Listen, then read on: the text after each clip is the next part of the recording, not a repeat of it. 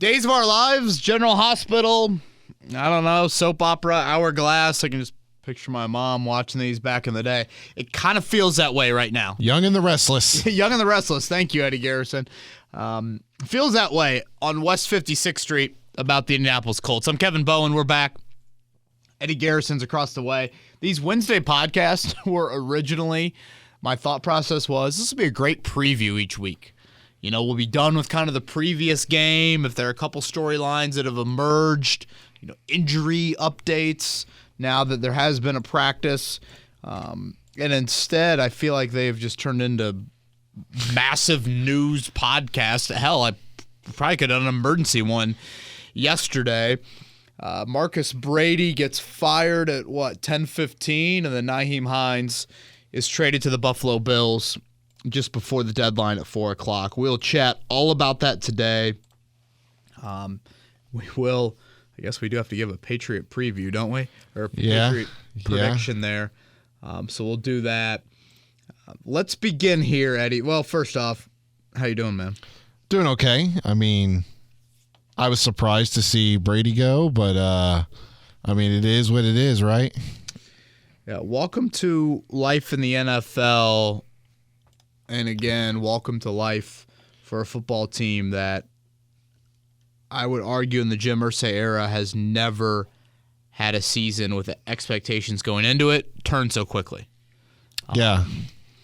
Again, the preseason hype and the Matt Ryan and, hey, Carson Wentz was the problem and all of that. And now to where you are, trading away one of your pillar players is probably too much of a, statement that isn't totally inaccurate, but that's a guy that stood for a lot of things you want to be about, and of course had a lot of offseason hype driven by Chris Ballard and Frank Reich from day one. I mean, from day one of the offseason, they were driving that home, and now here you are, and you've traded him for Zach Moss and a 6th-round pick, and we can go over some of that. I do want to begin, if you don't mind, Eddie, with Tyquan Lewis. That's fine. Ruptured patella in the left knee. Last year was the right knee. I feel awful, absolutely awful for the dude. First off, like the eeriness of it all. It happens one day to the year of him suffering the same injury in the other knee. The same week of the calendar year, right. Halloween weekend. It was Halloween last year, the day before Halloween this year. He's in a contract year. When you see him get carted off, I don't know if my brain is just, I don't know. I just think about injuries all the time. But I thought to myself, is that the last time we'll see him ever, play in the NFL? And again, that's probably too harsh of me, but in the hierarchy of knee injuries, patella is worse than ACL and MCL. I'm frankly pretty impressed by how he looked this year and coming back from it. And so I just feel terrible for him and wanted to mention that out of the gate. Kwity Paye was back to practice today, so we'll see if 3 practices are enough, considering he's missed 3 games. You need Dayo Odeyingbo, and you need him now. You really, really need the versatility that Tyquan gave you. I mean, Tyquan is one of the more consistent, versatile, productive guys you have on your team. And that's so key when it's on the defensive line because you rotate so many bodies up front. He was a part of your rush package. I mean, hell, he got hurt early in that final drive. One of the first couple plays, maybe it was the first play of that final drive. And look how quiet the pass rush was on that final drive. I thought I saw a stat yesterday. He had the 3rd highest pass rush rate in the NFL last season. Or excuse me, last week. Much different than last season. And basically what I think you have with him, Eddie, is you have a guy that he wins a lot of one-on-one. And he gets a lot of one-on-one because you have Buckner and you have Stewart. And, people are probably a little bit more paying attention to Yannick Ngakoue. And you need him. Dayo has not, again, been the versatile guy yet. And Ngakoue weighs 235 pounds soaking wet. And Ben Banigou's been Ben Banigou. So this is a big loss. So I just wanted to mention that. I think you watch the scene. The scene from Sunday stands out to me. Flags over the bench. All his teammates come around him. Terry McLaurin went over there, his college teammate. It's just a tough watch. So I feel terrible for Tyquan Lewis. Yep, Tyquan, 14 tackles, 1 sack, and a couple tackles for loss. I mean, it doesn't really show the impact he made when you look at his raw statistics. But like you said, he was a consistent pass rusher that the Colts had been lacking in terms of pass rush win rate. So now that we've addressed that, kind of want to go into trade deadline recap. Yeah, you want to start with Brady or go Nyheim Hines? Let's start with Nyheim Hines. Yeah. You trade, obviously you've already said it, you trade Nyheim Hines, you get a 6th-round pick and Zach Moss in return. J.J. Stankovitz had this statistic yesterday that Zach Moss is only like one of 2 running backs that hasn't allowed a sack in pass protection coverage. So that could be, in my eyes, a big reason why they wanted Zach Moss out of all this. Over 100 pass attempts, right? It's not Correct. like he's only been out there for 20 pass plays. Correct, yeah. So that's just kind of where my mind went. And like once I saw that stat, I was like, oh, it makes sense. Your offensive line struggling to pass protect. Kind of makes sense to get a guy like that, bring him in as an extra blocker. What are your thoughts? Eddie, I've made it very clear that I wanted the Colts to be open to selling and try and find desperate teams. This doesn't scream that to me. It just doesn't. So I think a little kind of bummed, honestly. And part of it is the Hines affinity and just the lack of usage for Hines. Look, Nyheim Hines is not Alvin Kamara. He's not Christian McCaffrey. He's not Austin Eckler. But I do feel like if those guys are A talents, I felt like Hines could have been utilized to get closer to that B level. Whereas if you look at his production, you just kind of look at it and think, man, was that it? This year, 6 touches per game. Frank Reich thought it'd be 10 touches per game. I mean, think about that. You've less than half of what you thought it would be. I mean, that's or just over half of what you thought it would be. That's damning, frankly. And I almost felt like I saw the return you got for him and thought, that's an indictment on your lack of usage. In that, and again, nothing to that stat, but Eddie, the return on Nyheim Hines is a guy that I guess pass protects well. That's the first thing you say well about the player. Yep. And then it's Buffalo's draft pick. Well, we know where Buffalo's going to be drafting. It's going to be at the bottom of those rounds. So it's either going to be picked 205 or 210, or it's going to be picked, 160, 170. And I still haven't seen the official parameters on that pick. But yeah, I just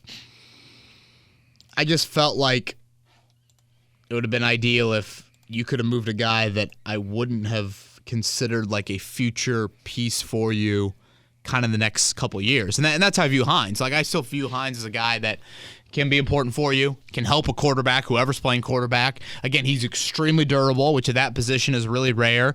His contract, it turned into a bad contract because of the lack of usage. Mm-hmm. It's not that bad of a contract if you're going to be committed to using him. So I think all those things popped into my head. And, when I saw Schefter initially report that on Monday, it screamed, and I don't know, maybe I'm defining it too black and white. It was kind of out of left field, too. Scream trader request to me. That's what it, Schefter did not have one other name he mentioned on Monday in a public tweet as a player that is drawing interest from other teams. I mean, it's less than 24 hours from a trade deadline that ended up seeing 10 different trades happen, the most in NFL history, and the only player Adam Schefter is tweeting about on Monday is Nyheim Hines. That clearly is coming from the Hines camp of my client either wants to be moved or I think it should be well served that he is moved. And whatever it is, an organization that prides itself on making sure their players feel welcome and all of that, he wasn't feeling that. And again, I think Hines handled it in a really, really good manner. But that's obviously played out to where now that I think that's become a little bit more public with that. Jason, one of our loyal listeners, messaged me and goes, that Hines trade wasn't selling, it was donating. And I feel like that's a good way to put it. Somebody else messaged me and said, Ballard got fleeced. It's hard to get fleeced when you didn't use him on your own. Yeah. You could have contributed to that. Having said all of that, two things that stand out to me, Eddie, that I want to remind us and make sure we look at the full picture of this. You did save some money, cap-wise, so I think that is a positive out of it. Now, insert your joke about using that cap space here, but I do think that is something that we should acknowledge. Zach Moss on his rookie deal comes off the books after next season. I don't think he's got any guarantees for next year. Hines is still under contract for 2 more years. And I would think the other thing is, Eddie, let's picture 2022 football at the professional level and at the collegiate level. What have we seen recently in the NFL draft with trends? We have seen an absurd amount of wide receivers being evaluated, having to be graded. You know, Ballard's been very public about this, of like, there's so many wideouts. Because the game has turned. The game is much more pass happy. I think there will be more Nyheim Hines-like players in future drafts. Look at Travis Etienne, for example, in Jacksonville. Golden example. And, I mean, watch your college football team. Notre Dame's got a guy in Chris Tyree that's kind of like this. There is a rotation of backs that we continue to see more and more of in the college game, and obviously at the NFL level as well. And part of that rotation is you want to diversify your skill group. So guys like Hines. Now, again, Hines started as a wideout at NC State, turned running back. You know, that is a little bit different.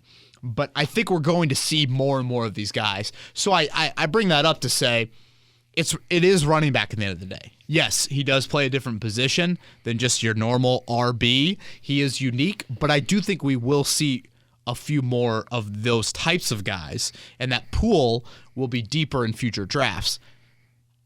Having said that, I don't want to diminish this dude missed 1 football game in 5 years. Yeah.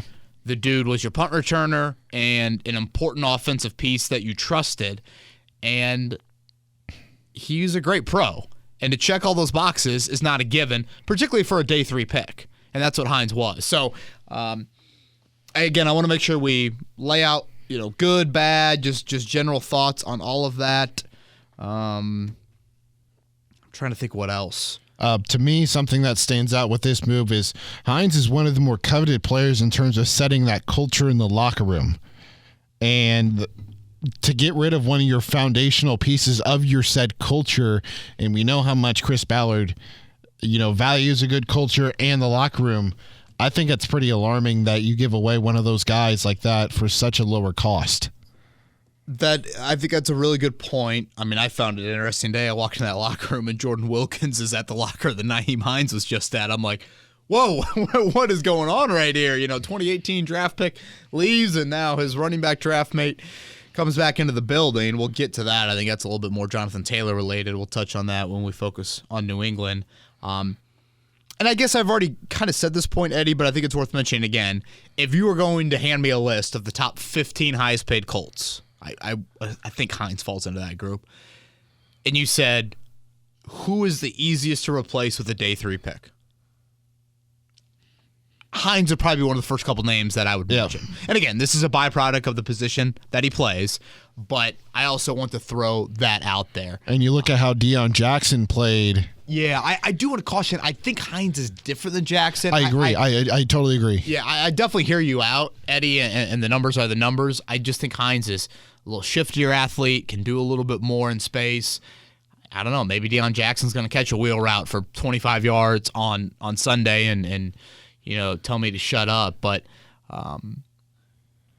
it is a loss. It is. You know, this is a guy, again, that I think did a lot for you, should have done more, and I think a lot of that is organizationally. There were moments where Hines dropped some balls, and you know he obviously wasn't perfect on ball security with punts, but the fact that you could count on him every week besides one for 5 years, very, very rare, and a good dude, a really, really good dude. I know some people probably don't care about that, but you guys have heard me use the phrase quite often, who would I want marrying Rosie Bowen out of that Colts locker room? I'd put Nyheim Hines on a very, very short list. So, good for him. Hope he wins a ring in Buffalo. I do too. Hopefully they utilize him in the right way. And I'm curious to see how that happens. You know, because Josh Allen is not a check down dude. Allen does not want to, but they still script up so much just beautiful. The read option, Isaiah McKenzie's a really unique weapon for them. Safety over the top for Diggs, even Gabriel Davis, Dawson Knox is a very good tight end. So I do think he will have some great opportunities. They also have, a lot of backs, and just how that rotates in mid-season, I'll be curious. But if nothing else, Nyheim Hines will be playing deeper into the season a lot longer than he would have been playing here. That's true. Good for him on that. He'll get more one-on-one matchups, I think, with linebackers when you factor in all those other skill position players that Buffalo has. You kind of want to move on now to Marcus Brady? Yeah, I guess just one last thing, Eddie, and we can talk about this a little bit later as we get into more off-season focused pods. But with the trade deadline passed, I wanted to give a quick rundown on free agents for 2023. Okay. Paris Campbell, Matt Pryor, Dennis Kelly, Yannick Ngakoue, Ben Banigou, Tyquan Lewis, Bobby Okereke, EJ Speed, Brandon Faison, Rodney McLeod, and Chase McLaughlin. I think that's pretty much the list. It's certainly the notable names of the list. I'd say about three of those are probably the only ones I want to entertain bringing back. What about you? Yeah, I don't know if I stand on a table for anyone. And when I hear stand on a table, I'm thinking 3-year, $15 million, and whatever, like big deal, multi-year, significant money. There are some guys that I like on that list. Campbell certainly has played himself into that. Bobby O, EJ Speed, Chase McLaughlin at kicker, but it's just a class of it's not. Now, this falls in line with the 2019 draft class, which wasn't a great class compared to 2018. So it's understandable why this free agent class isn't great. Then as far as draft picks, basically they've got 8 picks, 1 in each round. You get 2 in the 6th or the 5th, depending on where that Buffalo pick will fall. The third rounder, assuming it'll be a third rounder for the Carson Wentz trade, that will replace what you gave up for Nick Cross.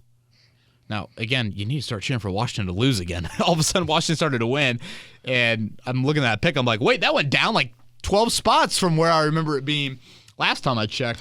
Now that Washington has won a couple games, so yeah, it's a bad case for the Colts right there. No, Washington's winning and without Carson Wentz. That is a double whammy to say the least. But the draft capital is just not as filled with ammo as you would like it to be heading into next April. So I wanted to sneak that in before we get to Marcus Brady. The move of Marcus Brady being relieved of his duties or released from the Indianapolis Colts surprise you at all? I was surprised. Yeah, I was, because this is Frank Reich's first in-season firing of his tenure. Let's start here, Eddie. He's coordinator, Marcus Brady, offense coordinator.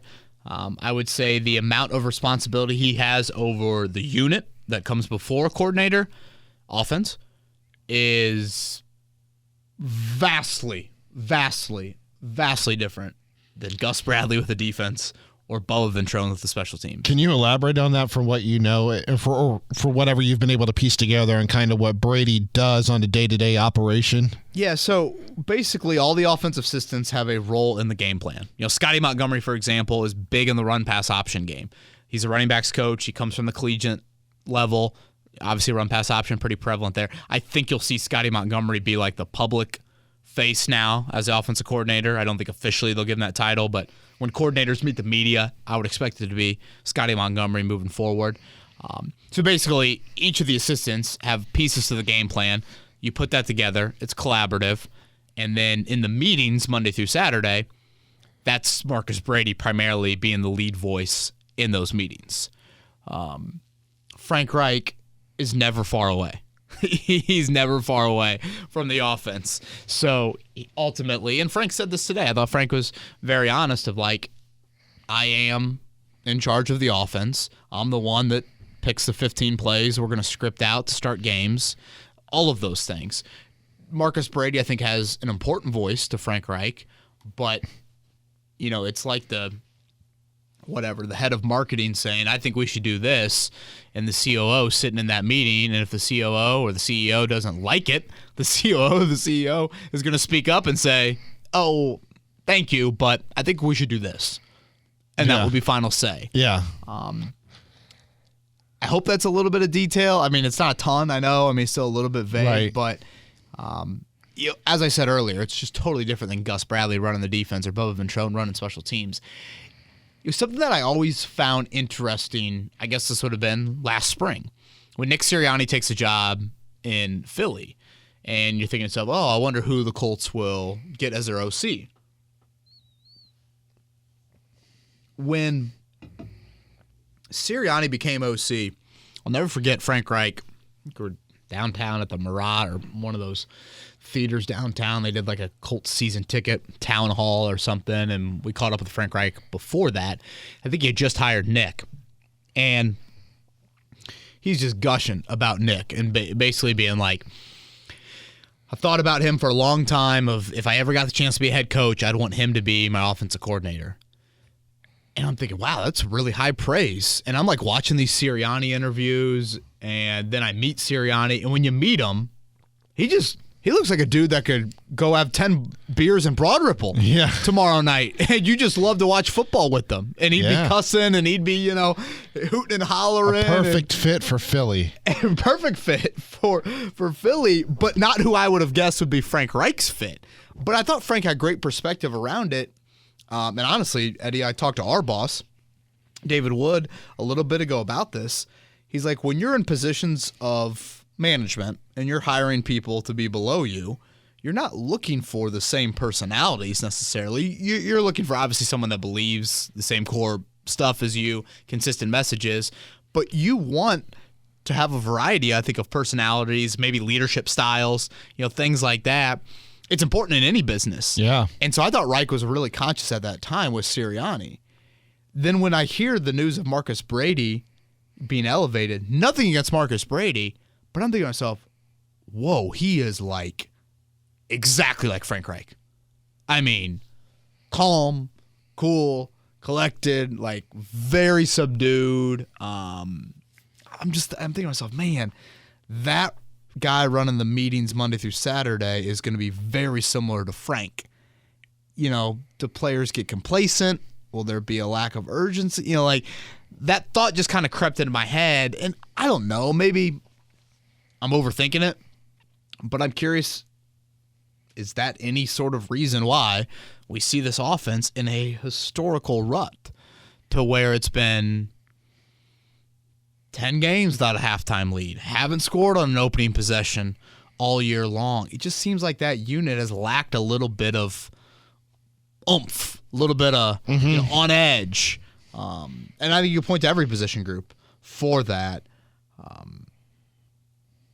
It's wild to me. I mean, it is wild to me that, like, and part of me thinks this about Sam Ehlinger related. You fire your offensive coordinator 1 week after Sam Ehlinger makes his starting debut. So either you are hamstringing your rookie QB or your young QB severely, or you're pretty much saying your offensive coordinator has done nothing of importance, and it's not going to be that big of a loss. It's just so rare to see that move when you've, again, committed to going very young at quarterback. I'm trying to think what else. Anything else on your end, Brady related? To all those people who wanted Brady calling the plays. Yeah. And I was just like, I mean, he's got CFL history, Eddie, but that's it. Not a lot, and I never thought Frank would give that up. I'll just say this, and by the way, I forgot to tease it earlier. We got a Dane Brugler interview that we're going to insert into the pod here in a few minutes. Dane Brugler, the outstanding draft analyst for The Athletic. I really enjoyed the interview. He got very detailed with us on, mainly the quarterback class for 2023 coming up in the draft, but certainly some position groups to watch. We asked him about a few of the local guys, Purdue and Notre Dame related, so we'll play that on the podcast. He joined our morning show, Kevin and Query, earlier this week. It's myself and Mark Dykton, our producer. Those would be the two voices that you hear with Dane. One last thing I want to mention, Eddie, is I'm sitting there last night thinking, boy, I could use some liquor. I decided not to. I decided to just go to bed. Thankfully I did, because Max had quite the night. I'm like, wow, this has been a wild year. Yeah. Like Maddie, my wife, is a very casual fan. I mean, casual fan to the nth degree. And I mean, when I walk in and she's done this multiple times this year, she's like, wait, they benched him? They fired a coach, an offensive coordinator? Like, she's done that now several times. And I'm like, yeah, and it's just Halloween. It's not even December. It's just been one of those seasons where, and I know this might sound harsh, but it's how I feel about this organization right now. You are year 6 of the GM, year 5 of the head coach, and your current operation's in shambles. Yeah. I mean, we still haven't got to decisions at quarterback, head coach, and GM. And you had all these little cast-offs. And even a little thing like, 1 week ago, you're benching Matt Ryan. 1 week after, Jim Irsay saying his leadership's like Peyton Manning. And then you're turning to a quarterback that's never thrown a pass in the league. And now you're firing your offensive coordinator, and it screams scapegoat. And before that, you switch up the offensive line on a short week. Well, yeah, I mean, you've had 9 different dudes start on the O-line, none of them due to injury, which is never a good thing at the midway point of the season. And then Hines, I mean, again, pillar would be too, I think, aggressive of a term, but a guy that you lauded maybe more than any other player on your roster this offseason as a guy that will take an uptick in his role and his usage, and you trade him for a guy in Zach Moss that wasn't dressing recently for Buffalo, and the 200-some pick in the draft. It's such a foreign, humbling time for the Colts. And again, foreign is a compliment to the franchise because they haven't been like this. This has not been the norm. They're not this team that, like, I go on Buffalo radio today and they're ending the interview like, man, the Colts are kind of they should be on Hard Knocks again this year. And I'm like, gosh, the Colts are that. The Colts are they are one of the jokes of the NFL right now. When you look at the news items, I would say more so even than their record. Obviously, the record isn't great, and there's evidence to back that up of 30th of the league in scoring. And again, without these halftime leads, always playing from behind. Have scored over 20 once in the last 10 games. I mean, your owner's gotten involved with stuff. It's a lot, Eddie. It's a lot, man. And we still got 9 games to go. I guess the final thing from me that I can think of before we get to the Dane Brugler interview is you've already kind of voiced your opinion about in previous pods and certainly on the morning show about how Frank is this offensive coordinator and head coach, and now he has that official title almost because he's taking responsibility of it. How much more pressure is there on him now? Not only just as the head coach, but now as the guy who is taking the full reins of the offense to get this team, I don't want to say winning, but like to interesting, exciting, and watchable offense. Yeah, that's whip out the rosary. Yeah, it's a great question. Honestly, when they fire Brady, I'm thinking, okay, more on Frank's plate in those offensive meetings Monday through Saturday. How much does that take away from the other responsibilities he has? Yeah. Again, as the head coach. New England and Vegas, your next 2 opponents, they've shown some pretty bad football at times this year. Obviously, you play the Eagles the next week, and then you have Pittsburgh. So if you want to take it just in a November point of view, those are 3 football teams, take out Philly, that have had struggles this year. There's a reason why the Colts are still, 5.5-point underdog, I believe, for Sunday. I assume they'll be an underdog next week with the Raiders, and who knows, maybe TJ Watt comes back by the time the Colts play the Steelers too in the month of November. We'll see how that one plays out. But the month of November is much better than the month of December, which I think is a lot more difficult with Dallas and the Vikings, trading for TJ Hawkinson, the Chargers.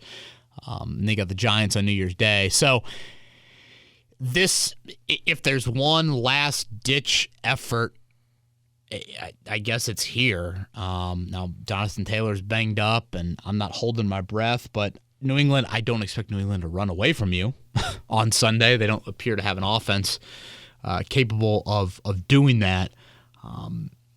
But, man, it's a very, very interesting time. This goes back to the Monday pod a little bit, Eddie. Yeah. We got the questions on Jim Irsay's comments from over the weekend, and I put 1% of like validity into those comments because when Jim Irsay made that to,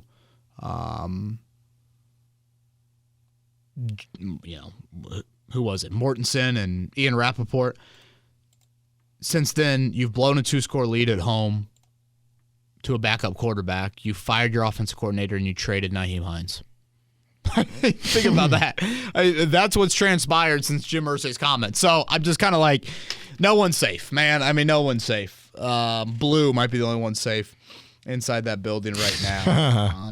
But that's where you're at. It's if there's ever going to be a time, and we can get more into this in the New England part or even the Vegas part. Vegas has a little bit more work to do, but like you play 2 teams the next 2 weeks that will be in the wild card mix if they're going to be in any mix this season. So these are games you got to have even more if you want to even start thinking about the crazy, hey, we need to take care of business and, try and beat some teams in the AFC. Well, yeah, it also helps when you got these 2 wild card teams. And for those that want to continue down the glass half full here for a minute or two, cheer for Kansas City, cheer for Buffalo, and cheer for Baltimore. I guess some might say, well, Kansas City, get them in the wild card, so it could potentially be a head-to-head. Again, ties, kind of throw that out the window. But you just want those teams to beat everybody and run away with the division, so then the wild card records are a little bit worse. So I don't know if that's where you were going with that, but I apologize if I didn't answer it. Oh, no, you did. It's all good. You want to get in Dane Brugler now? Yes. Again, this is Dane Brugler, NFL draft analyst for The Athletic, with us on our morning show earlier this week. Simply, I think he's the best draft analyst out there. Dane Brugler from The Athletic is with us here on the Payless Liquors hotline. The Beast is his all-encompassing, I don't even know how many pages it is, an absolute must-read that'll come out just before the draft each year. I think it's fun to go back and look at past prospects. I did it this past week with Sam Ehlinger just to get Dane's thoughts on when Ehlinger came out of Texas, and so many great tidbits in there. And Dane is busy working on that, looking ahead to the 2023 draft coming up in April. Dane, as always, thank you for the time, man. No, of course. Anytime. Good morning. Dane, I want to begin, I guess, with the quarterback class.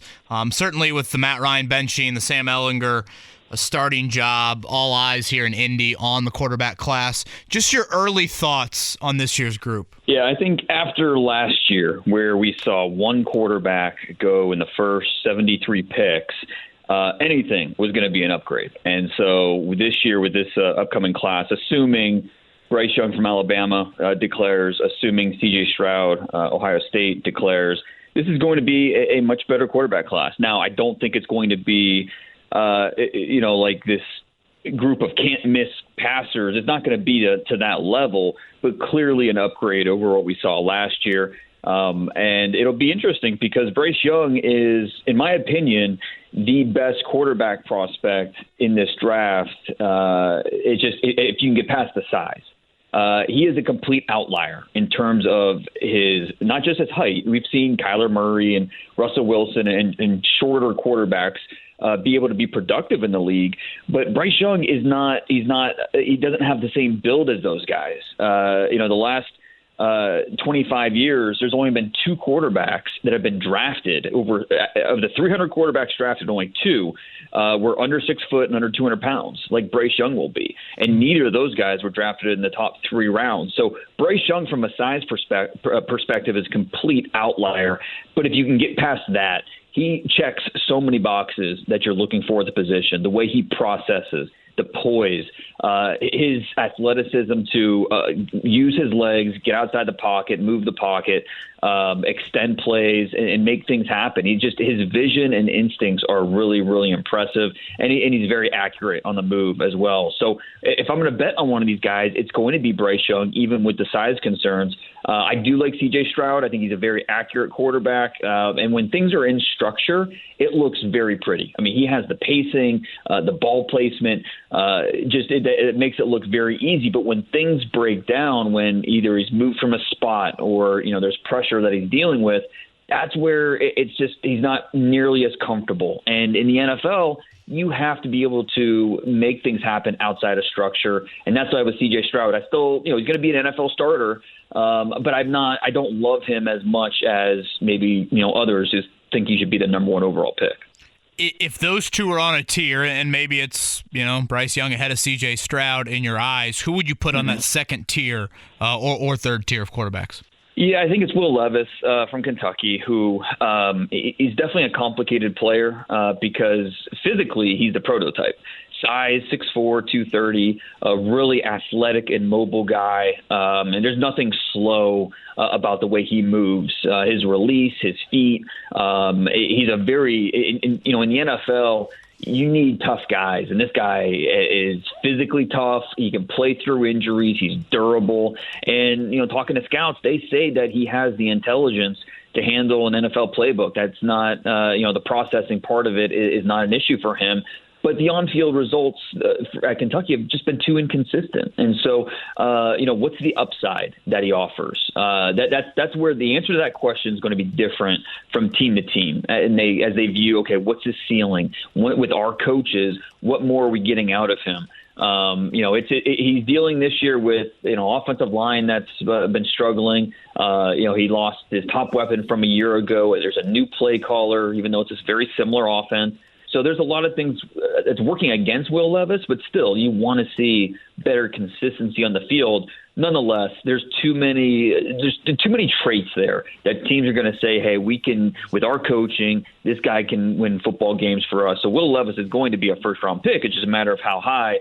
But he's in that next tier, and then after that, I would put Tanner McKee from Stanford, and then Hendon Hooker from Tennessee, who's a really talented player, clearly the Heisman favorite at this point. But in that offense, where it's a lot of half-field reads, it's a very quarterback-friendly offense. It can be a little bit of a tougher evaluation. Dane, one of the names I've seen, obviously given the Colts situation, one of the names I've seen in some very early mock drafts is Florida's Anthony Richardson. So I didn't hear his name mentioned in any of the names you ran off just a little bit earlier. Where does he rank for you, and what do you see as his NFL potential? Yeah, he's so tough because he is so gifted. I mean, he's an oversized linebacker, just physically, the way he looks and the way he plays. But he's going to run the 4.3s, 4.4s. I mean, just a phenomenal athlete. He's got an absolute hose for an arm, but has not been accurate. A lot of times his passes are sprayed. Just in terms of understanding based off pre-snap reads, where to go with the football, what the defense is doing, he's just not at that level yet. And I hope he goes back to school, goes back to Florida, because he needs more time. The NFL is not a developmental league, especially a guy like this who I think he needs on-field reps. That's not like just sit him for a year and let him learn. This guy needs to be on the field so he can see live action and get better. He's a redshirt sophomore, so still very, very young. It'll be interesting to see what he does after this year. If he feels like, because he does take a lot of hits, and so he might say, hey, I'm ready to go now. I'm, preserve my body for the next level. And if he does come out, it'll be a really interesting evaluation because it's all based on upside. It's all based on talent and where you think he's going to be 3-4 years from now. And that's a really tough thing to do. So he could still be a first rounder. I mean, you can't rule that out. But it would be really tough to take him that early when, yes, he is extremely gifted, but there's so much projection there, and that makes him a tough evaluation. Again, it's Dane Brugler, the Athletics NFL draft analyst at DP Brugler, Brugler, on Twitter. Dane, when you look at, I guess I got one more on the quarterback front. Any guys that you maybe or you're hearing kind of slotted day 2, day 3 that you're keeping an eye on is maybe a guy that, hey, he's 4th or 5th round, but if I see a little bit more or he has a strong pro day, etc., you could see him moving up a little bit. Well, I think that among the underclassmen, Will Rogers over at Mississippi State is a guy that, there's a lot of parallels with Bailey Zappi, who we're, seeing do some nice things with the Patriots. A guy that maybe there's nothing really explosive about him in terms of his movements, in terms of his arm, but he knows where to go with the football, and he understands placement. He'll throw guys open consistently. So Will Rogers is a name to keep in mind if we're talking about those mid rounds. And then among the senior class, I really like Aiden O'Connell out of Purdue. I don't think he's going to be necessarily a guy that's pegged as an NFL starter. I think he can be more of a backup and maybe a possible spot starter. But he's a guy that has a lot of things going for him. And I know I'm sure a lot of your audience is familiar with him playing at Purdue. A guy who's a 6-year senior. He's played a lot of football, former walk-on. But there's a lot of things about his game that you say, okay, yeah, this will work at the next level. So I'm not saying that Aiden O'Connell is going to be an NFL starter, but he's going to be in the league for a while because there's a lot of things about his game that translate. And if he gets on the field, he's got a chance to at least help his team win football games. Colts have a lot of holes on offense, needless to say. Left tackle, another one. What are some top left tackle prospects you could see in the draft in the first round that could be cornerstones for a young team like the Colts? Yeah, initially I thought this offensive tackle class was going to be a pretty weak group, one of the weaker positions this year. But we've seen a few underclassmen really emerge, and that changes things. And the top guy is Olu Fashanu from Penn State, the left tackle. This guy is only 19 years old. He's a redshirt sophomore, 9 career starts. But, man, is he impressive. I mean, he's 320 pounds, but he moves like he's 250 pounds. He's got that core strength so he can sit down versus power.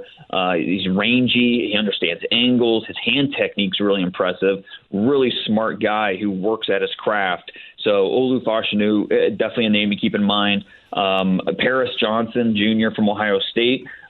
He moved from right guard to left tackle this year, more natural at left tackle. He's been outstanding, 0 sacks, 0 penalties committed for the Buckeyes.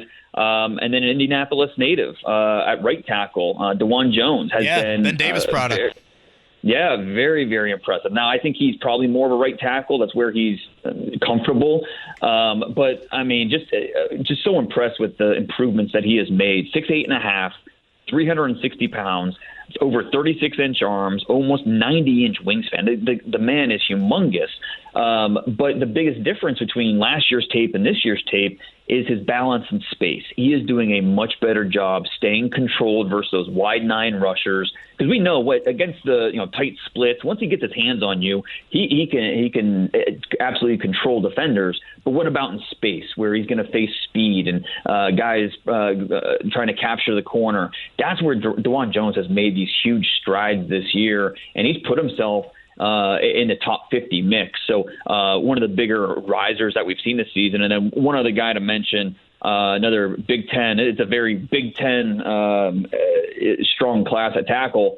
Peter Skoronski at Northwestern. Now there's going to be a lot of chatter about his arm length because it's going to be probably between 32 and 32.5 inches. And for most teams, you want 34 inches or at the very least 33 inches. So there's going to be a lot of noise about Peter Skoronski's arm length.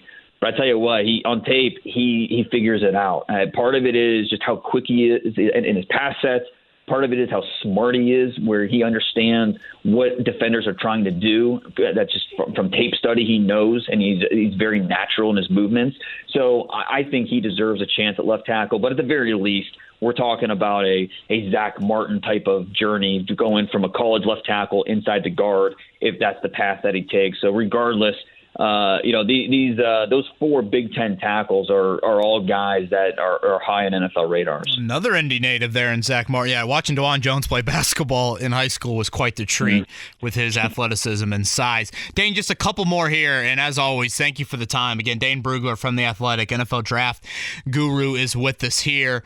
I'm going to ask about a couple local guys. Charlie Jones from Purdue, the transfer from Iowa, has had a really strong season with Aiden O'Connell. And then up in South Bend, there are some other guys outside of Michael Mayer, but I think if you watch him, you'll realize he's about the only thing Notre Dame's got in the pass-catching department, and he's a name that's been talked about for several years. Yeah, that Notre Dame offensive game plans basically just, find 87, throw it to them. Yes. And you know what? That's okay because it's better than them underutilizing him because they know what they have with Michael Mayer. He's so impressive. Another guy with a basketball background. I mean, he wanted to play. He thought he'd be playing Kentucky basketball in college, but then in high school he kind of gravitated towards football, and the way his body grew, and he's just a very natural football player. One scout put it to me like this: he's made out of vibranium. I mean, he is that type of toughness, that type of body type, and he's not an elite athlete. We're not talking about a Kyle Pitts, maybe not even a TJ Hawkinson type of athlete, but good enough where, there's no wasted movements in his routes. So he might not be sudden, but he's very natural in everything that he does. And he's one of the better contested catch tight ends that we've seen the last few years. Those tight windows, he will win more times than not. Going up against defenders. So Michael Mayer, he is pegged for the first round, no doubt. Charlie Jones, it's good to see him, being able to kind of blossom. He started at Buffalo, then he goes to Iowa, made a lot of plays on special teams, but not enough on offense. Okay, he leaves this summer, goes to Purdue, and it's been really fun to watch him with his old buddy O'Connell. He's got speed. I mean, this guy is a legit 4.3, low 4.4 type of athlete, and he's really been able to show his ball skills. He snatches the ball away from his body and makes something happen. So Charlie Jones has gone from probably a priority free agent to definitely a draft pick. Dane, last one for me. In your opinion, the position group with the strongest and weakest groups in the 2023 draft class? Defensive line is definitely his strongest. I've got my top 50, my updated top 50 coming out tomorrow on The Athletic, my first update since August. And the most represented position is edge rusher. There's 11 guys on there. It's a really, really loaded group. And even defensive tackle is a strong group this year. So defensive line, without a doubt, the strongest position this year. The weakest, I thought it might be offensive tackle, but the way that some of these guys have blossomed, I don't think so. Maybe the interior of the offensive line. It's not a particularly strong group. I only have one in my top 50. And I think it's also worth noting that wide receiver, we're still going to have guys go because it's receiver. Guys are going to go early, but it's not like the last few years. The last 3 years, we've had at least 5 receivers in the first round every single year. We probably don't see that this year, and we probably don't see a receiver in the top 10. It's just that not that type of receiver group this year compared to the riches that we've had the last 2 or 3 years. Interesting stuff. Again, Dane Brugler, top 50, as he said, comes out tomorrow. Check that out on The Athletic. And Dane, hopefully we can have you on a couple more times before the draft in April.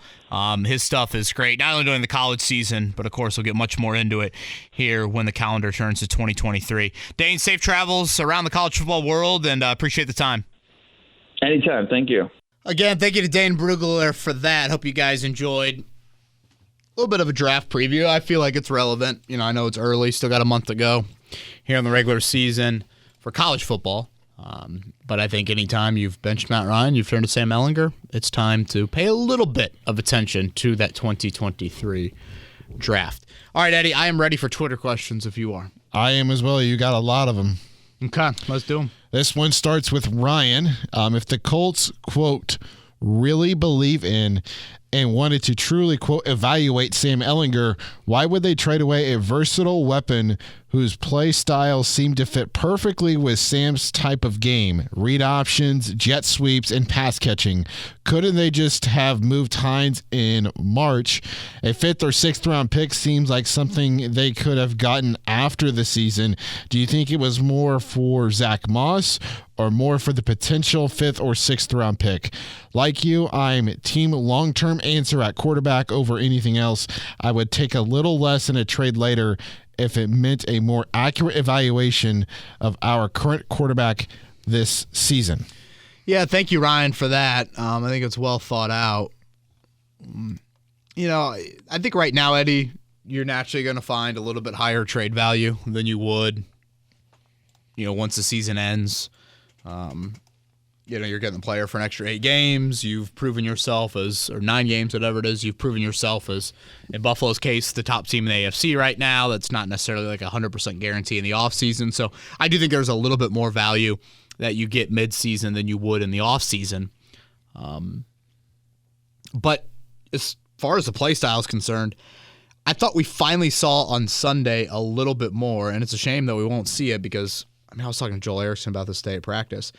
We saw it every single day at training camp, multiple plays with Jonathan Taylor and Nyheim Hines in the backfield. And I thought really the first time we saw it for extended periods in games was on Sunday. Or, on the field together. Guys motioning this way, motioning that way. And I do think Ehlinger accentuates that. I think the lateral ability he brings to the field helps you be multiple and try and find ways to beat the defense that way. Does it diminish a little bit of the evaluation on Ehlinger? I guess. I don't want to put too much into a guy that was playing 30% of the snaps and only was averaging 6 touches per game. In general, and I would say this no matter who the quarterback is, I just continue to think the Colts have lacked support around their quarterback. So evaluating Ehlinger would have similar restrictions in evaluating Matt Ryan or Carson Wentz or Phillip Rivers. I think it goes back there in terms of what you've put around them personnel-wise. I keep on going back to this, Eddie. You brought Matt Ryan here and didn't make one single offseason move outside of the draft. Offensive line, tight end, running back, wide receiver. All of them. It's not. Obviously, I was very vocal for a wideout, and I watched Amari Cooper on Monday night. I'm thinking, he went for what? Oh boy, a team with a lot of cap space could have used Amari Cooper. I wonder who had a lot of cap space and could have used Amari Cooper. Oh. So yeah, I don't think it is. I don't think I'm gonna get to the end of the year and be like, I don't feel like I saw enough out of Sam because Nyheim Hines was traded away. I don't think I will be doing that, but I understand the question. Also, look at what Atlanta did with Calvin Ridley, sending him to Jacksonville. Yeah, how about that? That's some wild. A 5th and a 6th. Yeah, it could turn. Did I see it can turn into a 2nd at some point? I don't know. I didn't see that. Yeah. That Jacksonville group's got some names. Christian Kirk, Zay Jones. Yeah, I'm Marvin Jones. And they need it right now because Evan Ingram. London did not go well for him. No, it did not. Next question is from Bryce. Why would the non-play calling offensive coordinator be the first to go? What changes now? It's Frank's playbook. It's his play calling. What was Marcus Brady's role outside of maybe designing plays with such a heavy hand from Frank over the offense? Thanks, Kev. Yeah, Bryce. Again, there's a level of just a scapegoat here with this move, whether the Colts want to say it or not. Frank Reich was asked today about Chris Strasser.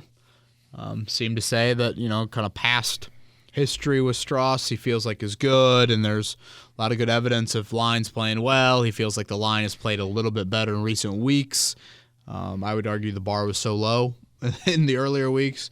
You could only go up from here. But, as far as blame coaching-wise offensively, I would have put Frank Reich and Chris Strasser above Marcus Brady. But these are how these things go. Did Pep Hamilton deserve to be fired in the middle of the 2015 season? No, he did not. But oftentimes this is what happens. It's not the main person that goes.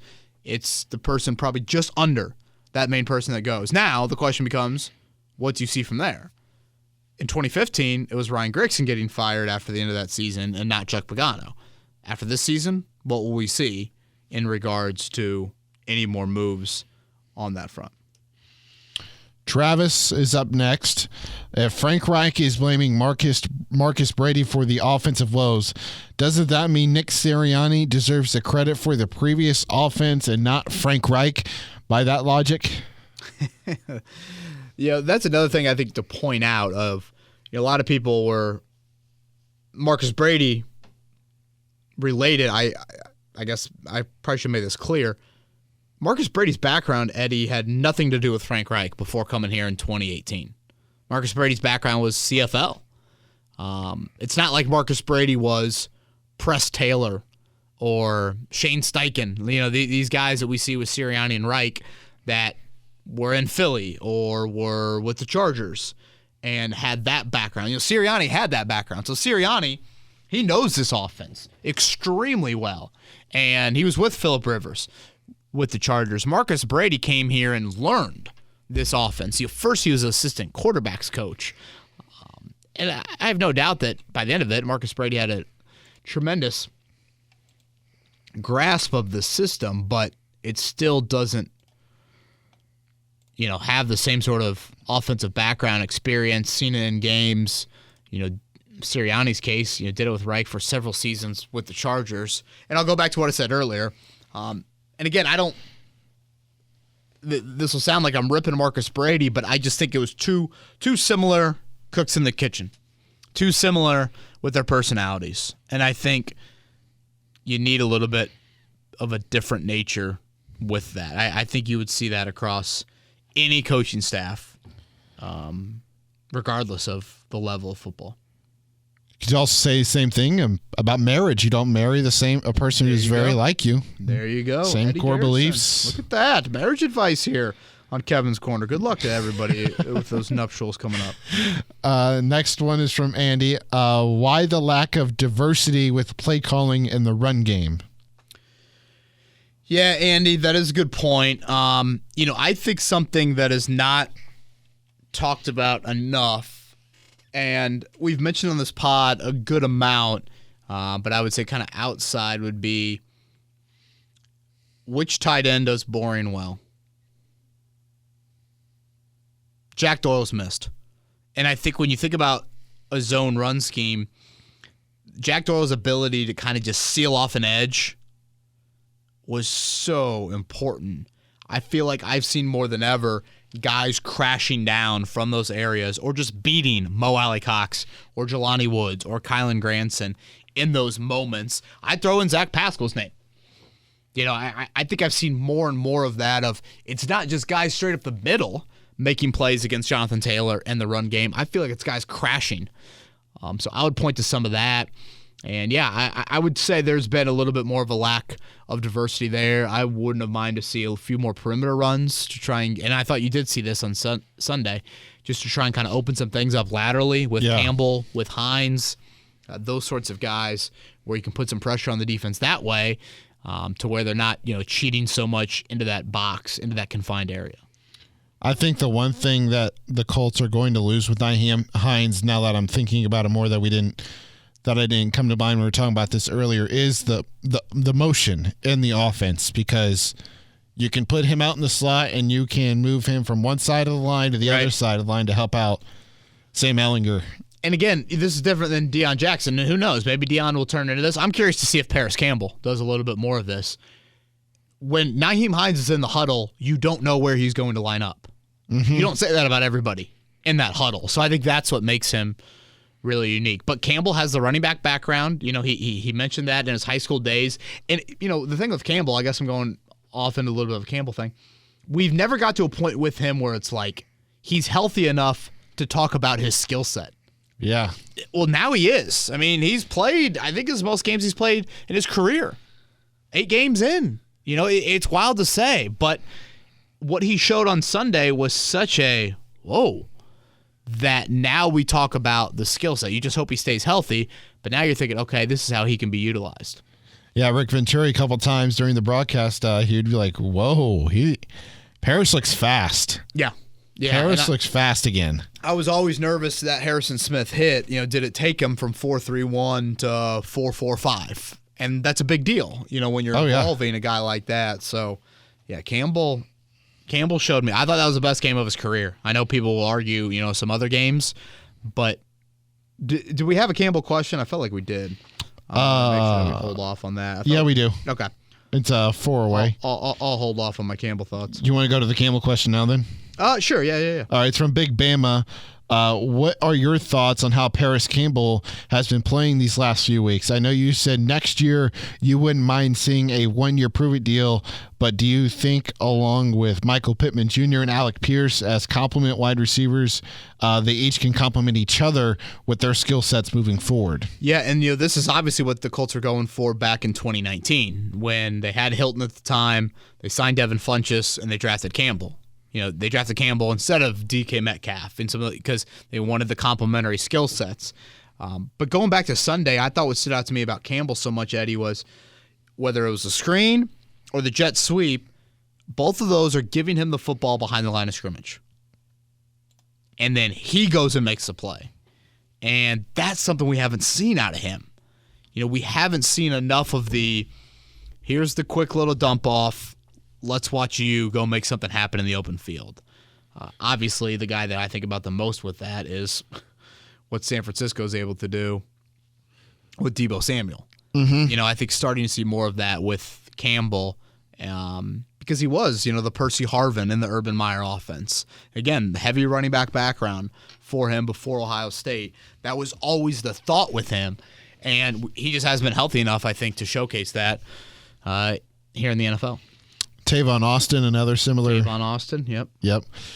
Vincent, I want to believe that this Colts defense is legit. They're limiting opposing offenses to around 20 points per game. Seems legit. However, all season we've been playing from behind. This makes me wonder if we're not seeing something similar to what we see with the offensive players on bad teams scoring in garbage time. Are these elite defensive performances really the result of the opposing teams playing not to lose? Are they keeping those numbers low because teams are trying to run the ball and chew clock? Yeah, that's a good question.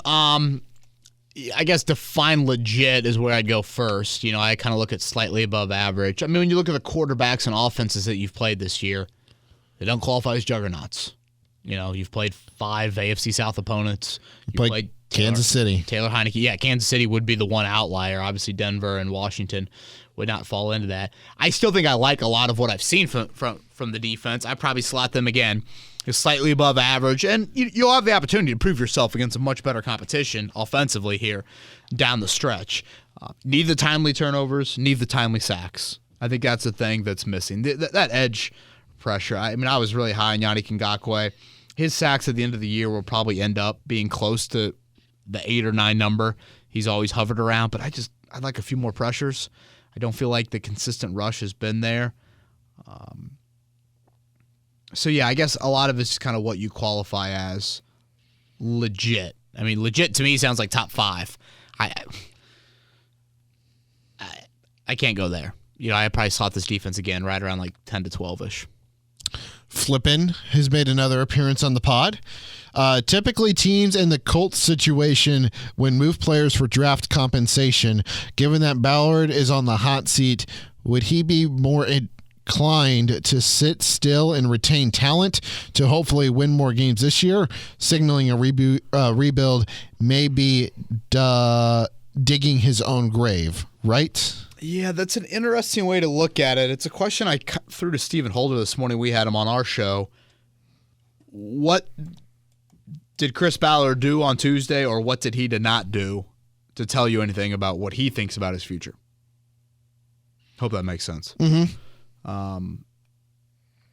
One thing with Ballard that I scratch my head at, he has always said this from day one, and he's got some examples of it.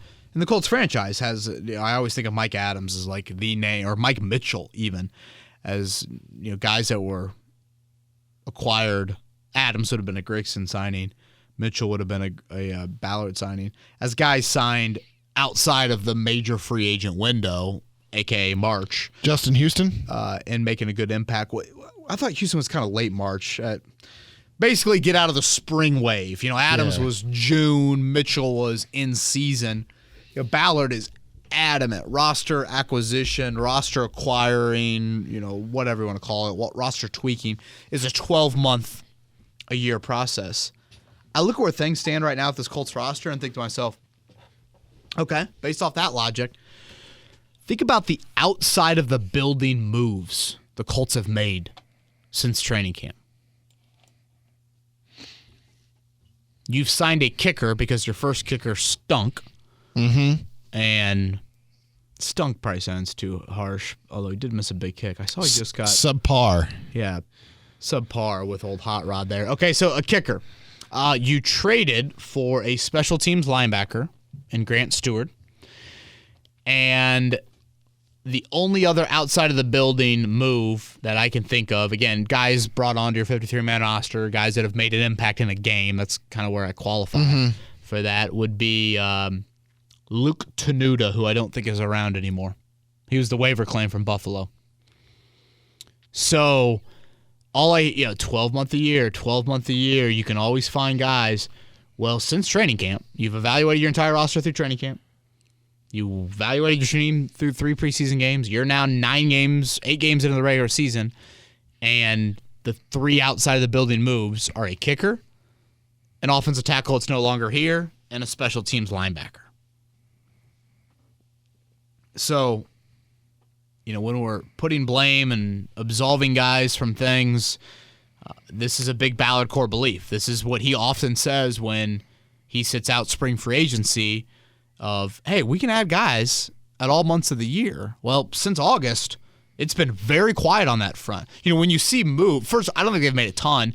Usually it's just kind of practice squad moves that they make. But it's not like those guys have been promoted then to the active roster. And I don't know, maybe I'm forgetting somebody, but those are the names that have popped into my head. I can't think of anything either. I just can't think of anybody else. How would you answer that question you lobbied up to Stephen Holder? What did? That's good. This is why you're a good producer. Boy, to Flippin's point, I hope that it doesn't say, I'm nervous about my job, so therefore I don't need to add future draft capital. We need to try and win now. You'd like to think you could sit Nyheim Hines down, and if he wanted to leave, you could be like, hey, man, we're going to use you more. I promise. Almost beg him a little bit and go that route. Ballard's MO has never been one to actively sell at the deadline. I'd argue they've never been in this position. I heard some rumors about Ryan Kelly. I think the Ryan Kelly film probably speaks for itself with this contract situation. Again, I brought up linebacker. Julian Blackmon was a name of okay, is Rodney Thomas playing more? Some of those names, but I don't have a great read on Irsay Ballard. Part of me thinks if you're going to ask me right now, Irsay keeps Ballard and Wright goes. That's kind of just a gut feeling, to be honest with you. But yeah, it's a good question. There's a reason why I asked it and didn't have a great answer for it. Yeah.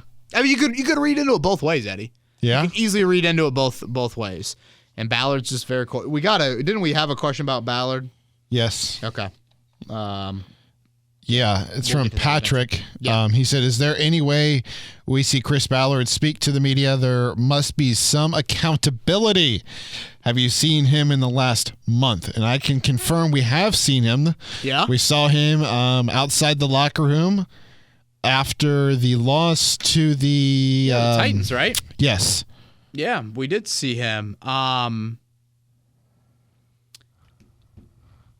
I saw him on Sunday during the 2-minute warning. We both were peeing.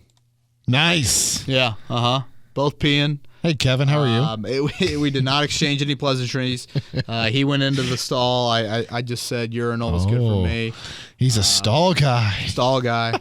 I don't blame him. I probably wouldn't want to be bothered and thinking to myself, God, is Kevin Bowen going to try and make some awkward hello? What do you say at that point? Good luck. Hope the pass rush gets home. It's just kind of an awkward moment. Still need wide receiver? But that probably wouldn't go over very well. I have seen him. But yeah, we're only at the first 20 minutes of practice. I haven't seen him at the complex at all. He's decided not to talk, clearly. I thought I saw Brandon Beane, I believe the Buffalo GM, talk today after their trade. I think every team that acquired a player spoke today. I know Miami's did. Really? I know Buffalo's did. Yeah, that's pretty normal. If you make a move for the deadline, your GM will talk. I think Pohl spoke for Chicago. I don't know. Yeah, and I do think Ballard is usually pretty accommodating with the media and is pretty there are GMs that talk far less during the offseason than Ballard.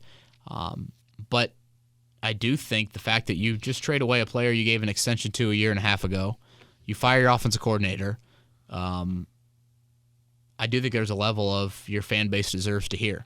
And I feel like Frank Reich is up there answering questions he shouldn't be answering.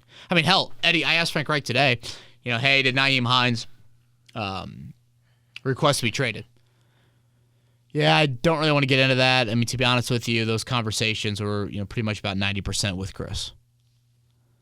Part of me just wants to go up to Frank after the press conference and be like, I understand that. Unfortunately, you're the only voice right now. We're not hearing from the owner. We're not hearing from the GM. So you're all we got. And I just get the feeling watching Frank in these pressers, if Frank was a normal human being, not a bad human being, a normal human being, as soon as that mic turned off, he'd be like, guys, I can't answer that. You want me to go get Jim or Chris? Those are some of the questions, but you got to ask him. Yeah. Because, again, he is the voice right now that we're here. And so, we're not seeing Ballard anywhere. Nothing today. To answer the question, I thought he should have talked today. And I don't even think we've seen him on the radio show, right? He hasn't. Usually he makes a couple of quarterly appearances on that. We've not seen him with Matt Taylor either. Before we go to the next Ballard question, just kind of my thought here. I know Colts fans, you and I included, both want to hear Chris Ballard speak. Certainly you want to ask him a couple questions, but at the end of the day, is it going to be any different than any other time he speaks? It's going to be, we're not. You see, man, we got a lot of great guys. Yeah, we got a great team. I know there's a lot of Ballard cliches, but I do think he offers some honest answers. I do. I mean, it's not every single question, but I do think there are moments throughout press conferences where his voice offers, and there is some honesty. I also just think you just need to hear from his voice. If you're going to hear, fair, black or gray answers from Frank Reich, then you need to hear him from Chris Ballard, because, again, in the hierarchy of things, Ballard is above Reich and Irsay is above Ballard, and I think there are decisions that have been made that are not just Frank Reich's decisions across the board here throughout this season. This is from Stefan. Do you think these last 2 to 3 years with Chris Ballard, he was resting on early success with certain draft picks and players? He clearly missed on making this team better the last 2 years and seems like he's going to continue the same process. Reich needs to walk, and we hire a defensive head coach and allow a good play caller to run the offense. With Carson well long gone, who does Jim Irsay blame for a mediocre team? Also, why would he come out to say he wasn't going to fire Frank Reich? I think it's well-deserved, but if Frank Reich goes, Chris Ballard should pack it up as well. He has hired the man, and yet he hasn't gotten his proper players to succeed on Sundays. Thanks, KB. You're the best Colts pod and news media for us fans. Appreciate what you and your crew do daily and weekly. Stephen, thank you. That means a lot. As far as the Irsay comments, as I was saying on Monday, he's controlling the message, trying to control the message, put out the fire. Ballard resting on success, I don't know if it's necessarily that. Again, I just probably point to a little bit more of a stubbornness. Stringent on core beliefs, not willing to adapt, not willing to allow the results to influence process. That's where I would put it. And I mean, hell, I'll go back to what I just said a few minutes ago. Roster acquisition, 12% or 12 months out of the year, and look at the names that have been acquired so far this year. Eddie, I got about 5 minutes. How many questions we got left? We have 3 left. Okay, let's hit them all. A quick note: the Lions GM is talking right now too, after trading T.J. Hawkinson. So. There's another GM that's and I get there are different levels of the trade, but if Brandon Beane's talking in Buffalo, that's like the equivalent of Ballard talking here. And it's not like Brandon Beane extended Nyheim Hines a year and a half ago. This is from JFG from Germany. He's saying, greetings from Germany. After seeing Josh McDaniels' performance so far in Las Vegas, is it fair to say the Colts dodged the bullet? Also, what does that say about Chris Ballard as a staff evaluator? Boy, I thought the Raiders would be good. How wrong was I on that? I think we were both wrong on that. The whole McDaniels thing is interesting. Like that stain on Ballard's resume. Should that be more of a stain? I'll be honest with you. I haven't focused too much on that. I think there's other roster building areas with Ballard that I'm a little bit more critical of. There's obviously some things he's done really well draft wise, but. Yeah, does this qualify as his third head coaching chance if and when he is still here and Frank Reich is gone? It's definitely not a great look, but yeah, hindsight's obviously very, very 2020 on that. Like, would McDaniels have had the same lack of success here that he has had with the Raiders so far? If I'm not mistaken, did McDaniels get off to a horrific start in Denver, or did he get off to a good start and then it went tailspin? It tailspun after the great start. He started like 5 or 6-0. Is that Tebow? They won the playoffs with Tebow? I don't. Right? I can't remember. I know that was no Sean Moreno time. So Ooh, what a name right there. JFG, thank you for tuning in from Germany. In the history of modern football, has there ever been more of a collective regression than the Colts star offensive lineman? This is from Connor. Seriously, did you notice any aliens lurking around the Colts training camp facilities? There is a bit in the movie. Hold on, let me restart this. There is a bit in the movie Space Jam where aliens sneak into the NBA games and steal the talents of players like Charles Barkley and Michael Jordan, who then proceed to try and play without any of their basketball abilities. That is what it's like watching the Colts offensive line this season, and I love the analogy, Connor. How about that from Connor? Eddie, I think we did see some signs of this in camp, though. With Detroit, we already talked about that. The joint practices, those preseason games. I know they weren't long periods in the game, but there was like, whoa. Tampa Bay. Man, that O-line there. Yeah, Tampa. I mean, remember the first preseason game in Buffalo? Buffalo doesn't play any of their starters. The Colts play their starters. Reich leaves them in an extra series because he's not happy. The O-line, all of them, even the veteran guys, had a little bit of that. So I do think there were some signs here of it in the offseason. But, at that point, again, the bulk of your roster building is kind of done. Last question comes from Mason. Maybe I'm a bit grouchy from watching the worst football of my life with this question. Often we talk about the players the Colts need to re-sign. With this team, I find myself thinking about the worst contracts they have today. What are your top 3? Hines, obviously gone. Braden Smith, and now Matt Ryan. Let's draft one, please. No, I'm not going there on Braden Smith. I think Braden Smith's your best offensive lineman this season. And what's that? 18 a year. I'm not gonna. I think there are others I'd put above Braden Smith. I'd put Ryan Kelly. I'd put Matt Ryan, of course. Hines probably would have been because of your usage. You could make the argument, and we'll see. If Shaquille Leonard does not make that interception in the fourth quarter, and again, that's the first full game, and he didn't play a full game, but first game back in over a year. I mean, he had some rough moments. Rough moments on Sunday. So that, I think, is something to keep an eye on. But, yeah, I would slot those others. Definitely Ryan. Definitely Kelly above. I mean, hell, I would slot Foles. Yeah. I know it's not like anything too big, but there's just no need. Foles was here to be a 1 to 2 game stopgap if Matt Ryan goes down. That's it. Obviously, Matt Ryan's not your starter, so you don't make. I don't think you. God, Whoa! Fell over there.